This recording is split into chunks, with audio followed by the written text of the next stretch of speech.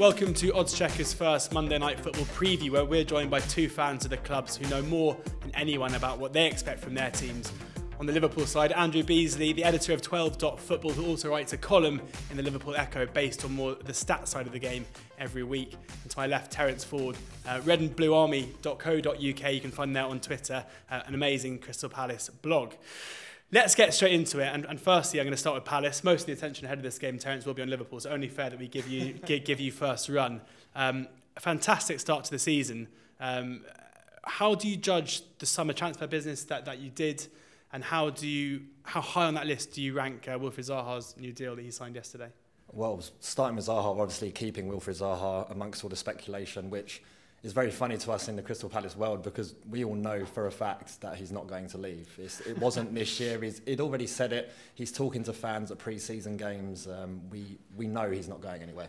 So just to have it settled with a 5-year deal, very, very nice in that no release clause. So he's showing that he's very dedicated. And obviously that's our biggest piece of business in the summer. And another one off the field, Roy Hodgson signing a new contract, adding another year is huge for us. Perfect fit, man from Croydon, local lad, supported the team as a boy. He ticks all the boxes for Crystal Palace fans and he's done a fantastic job with us. In terms of outgoings, not keeping Ruben Loftus-Cheek was a bit of a shame. We would love to have had him for another season, but that's meant we've gone out into the market and we've bought in Kouyaté from West Ham. I think that's a snip at 9.5 million, brilliant squad player. We signed James Tompkins for a snip as well a couple of seasons ago from West Ham, and he's a fantastic defender. Him and Mamadou Sakho never lost a game they've played together at centre-back, so that's one for Monday night. and of course, Max Meyer's come in as well. Lots of bags of potential there. We'll see how he settles in. He's obviously a little bit away from match fitness and probably won't feature on Monday. And Vicente Guaita, who's come in from Getafe, arguably one of the best goalkeepers in the Liga last season, promoted team in Getafe, had a plus goal difference. I mean, you'll never see that in the Premier League, a promoted team coming up and scoring more than they concede. So another fantastic addition. But are we even going to see him on Monday? Well, no, after because Hennessey's performance exactly right. His kicks. Wayne Hennessey was superb against Fulham, and it's amazing what a bit of competition will do for you. Yeah, absolutely. And I think that people know all about Liverpool's dealings this summer. It looks on paper like arguably one of the best windows anyone's ever seen in the Premier League. But obviously, a lot of money spent. Do you subscribe to that view? Are you a lot stronger now than you were a year ago? Oh yeah, definitely. I mean, there was articles written on the weekend about was this Liverpool's strongest bench ever for one game against West Ham, and I think it probably was, to be honest. It's a bit of a cliche with someone like Sturridge. He's like a new signing, but if he can stay fit, proven quality, obviously, and he'll be a good addition. Shaqiri looks a snip at 13 million. Not sure how much he'll play, but a good addition to the squad. Obviously, the main thing was bringing in Alisson for 67 million, I think it was. I wasn't as down on Karius as a lot of Liverpool fans were or are, but obviously after the Champions League final, it was always going to be nigh on impossible to come back from that. I hope Liverpool fans don't turn off having heard you say that, thinking like, this guy doesn't know what he's talking about. This guy knows nothing. Yeah. So yeah, I think he looks like a good addition, albeit we don't really know what he'll be like yet because he wasn't really tested last week against West Ham, but he looks like he should be an excellent signing. Fabinho may take a while to get into the team, possibly, and Naby Keita had a really good debut. Again, home to West Ham isn't the toughest game, but he looked really good, so he should be a great signing as well. Was there any difference? I mean, obviously, Liverpool have been a bit of a Jekyll and Hyde team in the last couple of years when it comes to games against the like of West Ham and Crystal Palace. Was it the same old story, or was there any difference to that? You know, it's a bit of a cliche now, but the rock and roll football, was that back, or was there a different style of play to how you approached the West Ham game? I think it was largely the same. I think Liverpool was certainly helped by West Ham playing a high line, which seemed a sort of crazy thing to do, if you ask me. But I guess that's what the new manager's trying to implement long term, but it possibly wasn't the right move to play Liverpool. I think it was sort of broadly the same. Liverpool created a lot of good chances. It took them a little while to break West Ham down, but once they did, there was only going to be one winner, I think. And we heard about the high line, presumably given the stats we saw from Craven Cottage, where Fulham were totally dominant in possession at least, but obviously not in terms of the match. Do you expect Palace to sit back and frustrate on Monday night, or as you're at home, first game of the season, do you think it could be a bit more expansive? No, we've definitely, over the seasons that since we've come back to the Premier League, we've been a bit of a bogey team for Liverpool in that sense of we do sit very deep. We have so much pace in our team, and I think we're very strong where Liverpool are weak in terms of the style of football they play. So when you look at the pace across our team, you've got Wan-Bissaka and Van Aanholt, you've got Jeffrey Schlupp and Wilfried Zaha and Andros Townsend. It would be silly not to just sit in and hit out on the break. It took us a little while to get going against Fulham on the weekend, but Liverpool are expansive, their fullbacks get forward and it leaves space in, and with Zaha floating in that sort of false nine position, he'll definitely pull out wide, and I think will cause a lot of problems, as we always do against Liverpool down the flanks. Talking about fullbacks, I'm very excited, having read a lot in the last couple of months and certainly the last week about Aaron Wan-Bissaka, a 20-year-old right winger turned right back, and this will be our first chance to really see him, for 90 minutes in a big game. Having to deal with some pretty good forwards in Liverpool's front line. What can you tell us about him? Is he the real deal? And what should we expect? Well, when he first got his chance in the team last season, he was up against some pretty big teams there, playing Man United, Chelsea, Tottenham as well. Acquitted himself very, very well.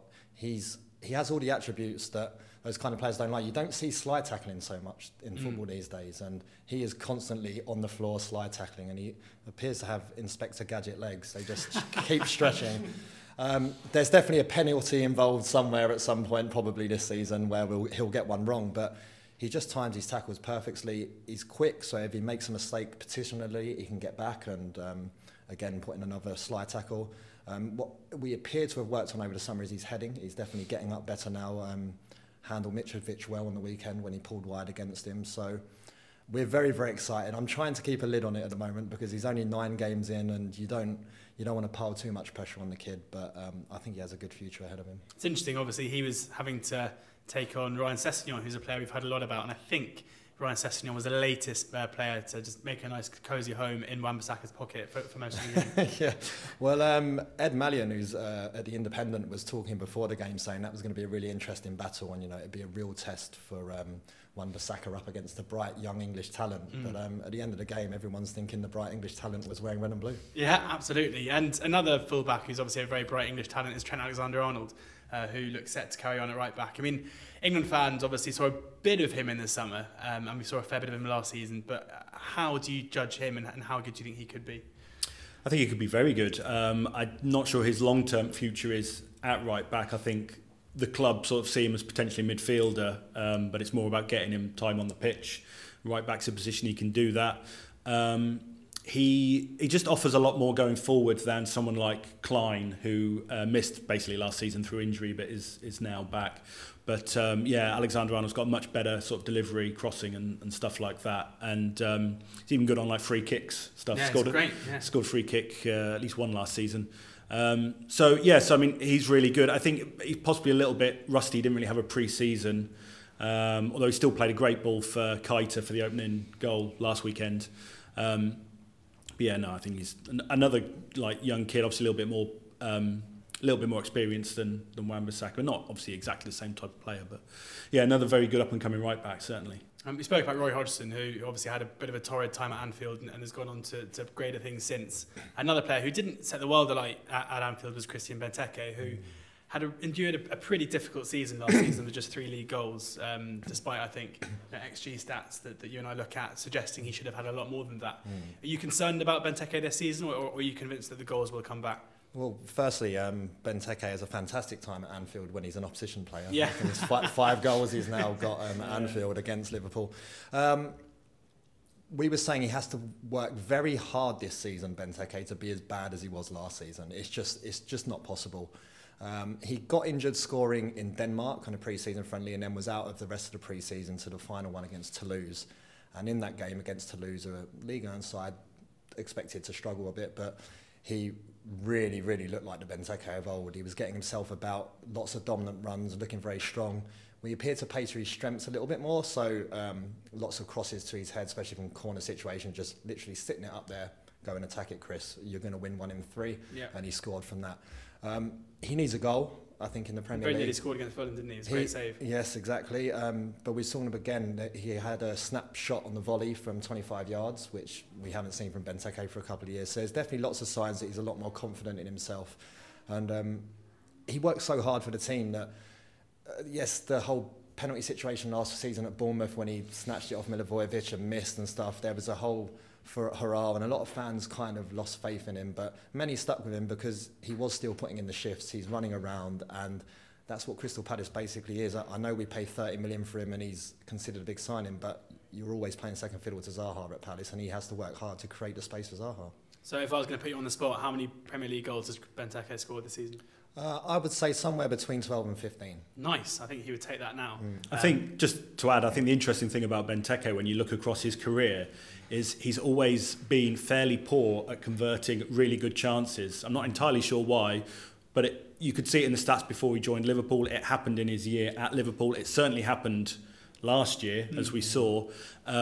He's very good at sort of converting those almost half chances, but the really good chances, for some reason, he's not very good at, and he had loads of them last season. And as we always have to remind ourselves, getting into position to miss those chances is a skill in itself. Absolutely, which is important. He's very good at that indeed. Before we get to any predictions and how you think the game's going to go, just another personnel question for those of us who saw Liverpool's business, were very impressed by it, and then were maybe a bit surprised to see the midfield three last Sunday being Keita, who we thought would be there, and then Milner and Wijnaldum, two players who maybe we thought would be on the periphery. Is that a case of fitness? Is that a case of are they the third, first, second and third choice at the moment, or do you think we're going to slowly see the likes of Fabinho come in? Obviously Henderson on the bench as well last weekend. Yeah, I mean, like Alexander-Arnold, Henderson didn't really have a pre-season, so I'm not surprised that he missed out. I also think it's probably a big ask to completely reshape your midfield for the new season, maybe introduce one at a time to the existing players. I mean, the other thing as well is, I mean, Milner seems to be actually getting better and better. Since he joined Liverpool, I think is this his fourth season maybe, but he seems to be getting better as he gets older at Liverpool. And Wijnaldum's one of those players who probably, if you don't watch Liverpool every week, you perhaps don't know what he does. I mean, it's certainly fair to say he doesn't get enough goals and assists. He should be getting more than he is. But no, I think he's sort of better than a lot of fans of other clubs would think.